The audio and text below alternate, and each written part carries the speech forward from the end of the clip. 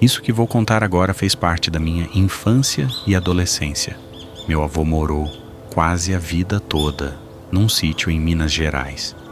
Ficava numa região bem escondida perto da divisa com São Paulo. Era um vale bem grande e o sítio ficava bem ali no meio, junto com vários outros sítios com todo tipo de plantação que vocês imaginarem.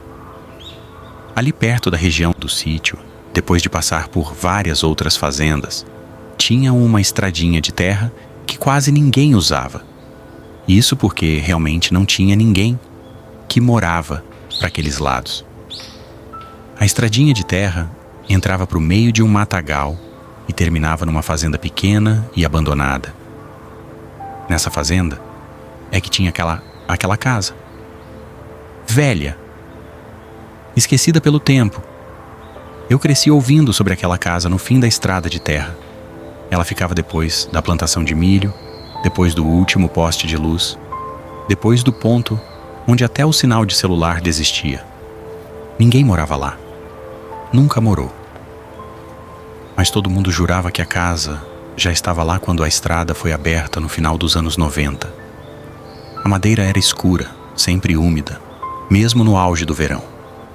As janelas eram pequenas demais e a varanda, inclinada, como se estivesse cedendo há décadas, mas nunca cedendo de fato. Minha avó dizia para nunca passar ali depois do pôr do sol. Não porque tinha assombração nem nada do tipo, mas simplesmente porque ela sentia algo errado ali, como se a própria casa não quisesse ser notada. Eu sempre achei isso exagero. E também nunca fiquei me metendo lá. Ao contrário de protagonistas burros de filmes de terror, eu tinha um mínimo de amor próprio para não ficar mexendo com coisas esquisitas que ninguém entendia direito. Até a noite em que precisei mudar meu caminho. A estrada principal que levava para cima do vale estava interditada.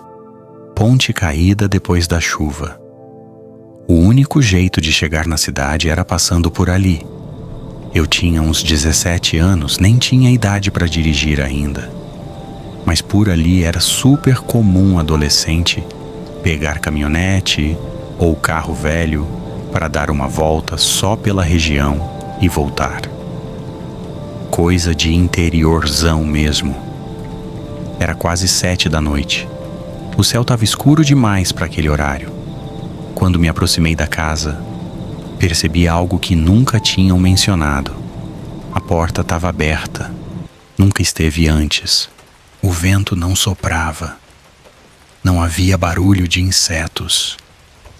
Nenhum cachorro latia nas redondezas. Silêncio de interior. Mas pesado demais. Pensei em acelerar.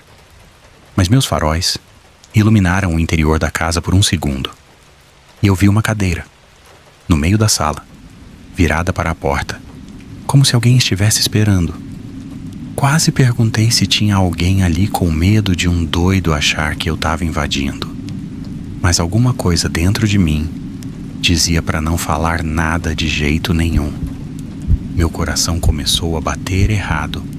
Eu disse para mim mesmo que era imaginação, mas quando voltei os olhos para a estrada, o motor morreu, sozinho. Tentei ligar de novo. Nada.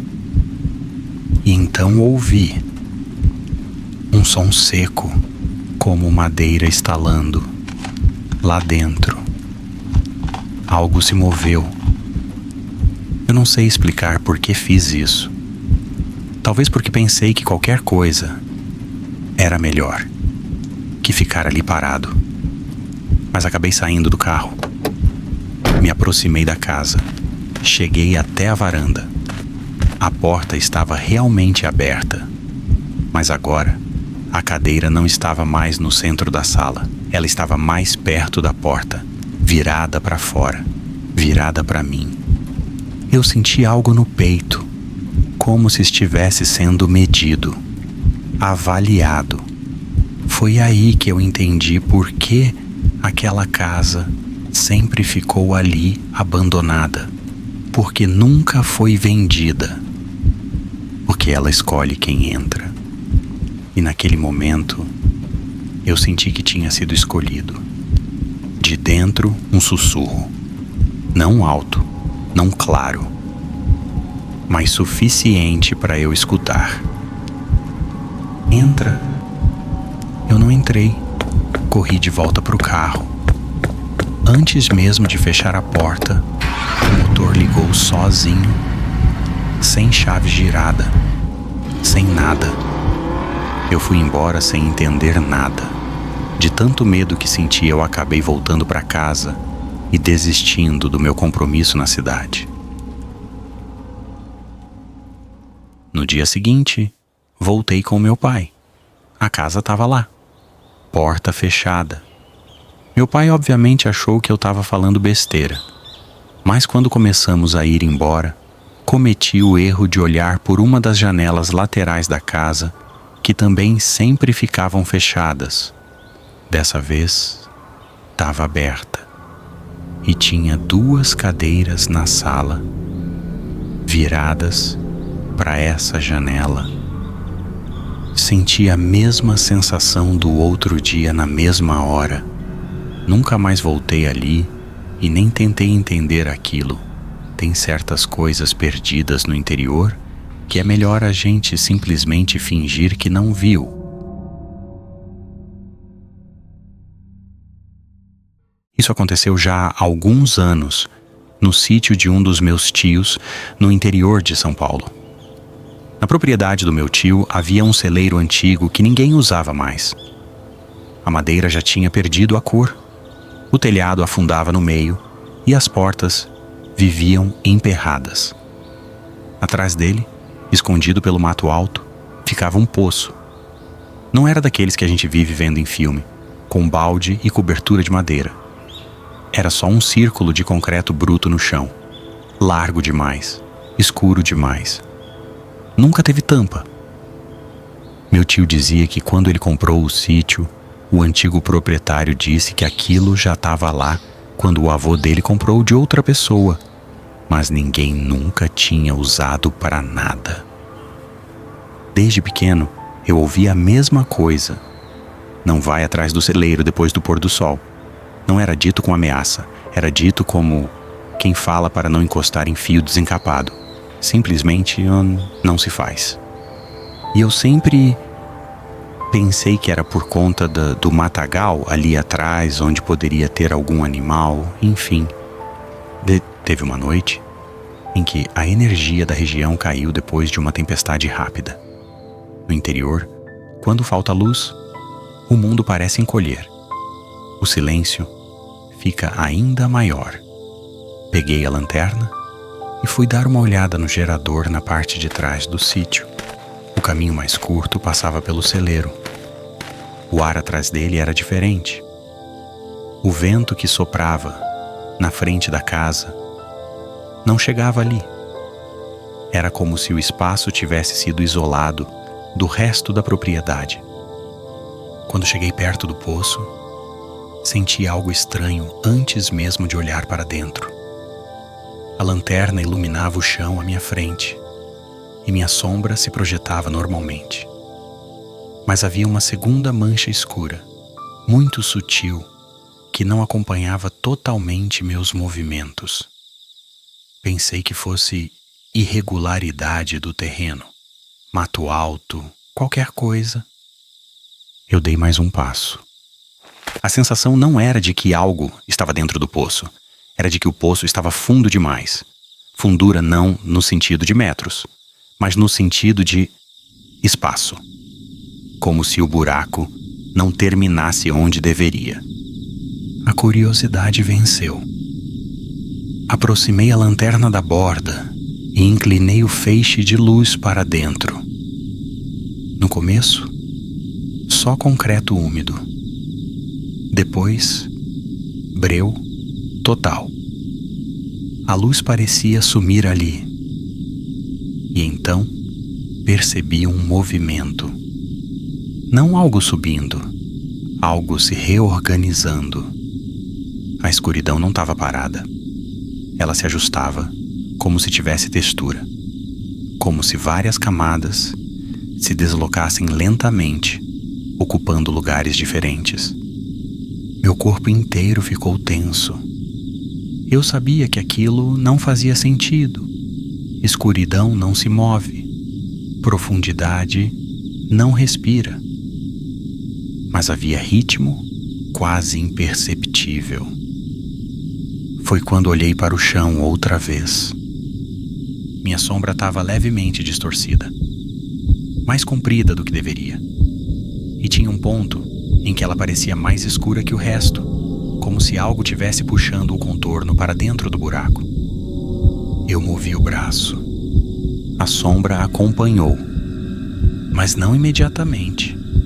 Foi um atraso mínimo, um detalhe que talvez outra pessoa nem notasse. Meu estômago virou. Eu não vi criatura nenhuma. Não tinha olhos, nem forma definida. Mas havia intenção. Uma pressão silenciosa, como se algo tivesse tentando testar os seus limites. A lanterna começou a falhar. Não apagava completamente, mas ficava indo e voltando. Cada vez que a luz diminuía, eu tinha a impressão de que o interior do poço parecia mais perto. Não fisicamente, mas em presença mesmo, sabe? Eu senti um impulso absurdo de me debruçar ali e espiar, como se algo lá embaixo tivesse me convencendo de que bastava mais 1 centímetro. Foi nesse momento que eu recuei na hora. Não corri, não gritei, só dei 2 passos para trás e desliguei a lanterna por instinto. Na escuridão total, a sensação esquisita parou. Fiquei ali, respirando, ouvindo apenas meu próprio coração. Quando acendi a luz de novo, o poço era só um buraco de concreto, silencioso, imóvel. Voltei para casa sem olhar para trás. No dia seguinte, com luz do sol, criei coragem e fui até lá outra vez. Queria provar para mim mesmo que tinha sido tudo sugestão. A claridade deixava tudo menor, mais comum. O poço parecia raso, normal. Mas quando me aproximei da borda, senti a mesma sensação esquisita e percebi outra coisa. Tinha marcas no concreto interno. Não arranhões, não rachaduras. Eram áreas um pouco mais escuras, como se algo tivesse ficado encostado ali por muito tempo. Formas irregulares, verticais, que não combinavam com infiltração ou desgaste natural. Eu não contei nada pro meu tio.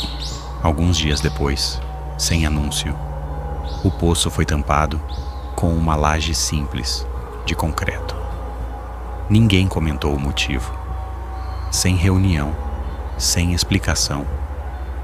Eu nunca mais voltei atrás do celeiro à noite. Mas às vezes, quando fico em um lugar muito escuro e há apenas uma única fonte de luz atrás de mim, eu observo minha própria sombra com atenção demais. Fico lembrando do que senti aquele dia. Fico pensando se realmente foi tudo criação da minha cabeça, ou se tinha alguma coisa realmente calculando a distância entre mim e o fundo que não termina.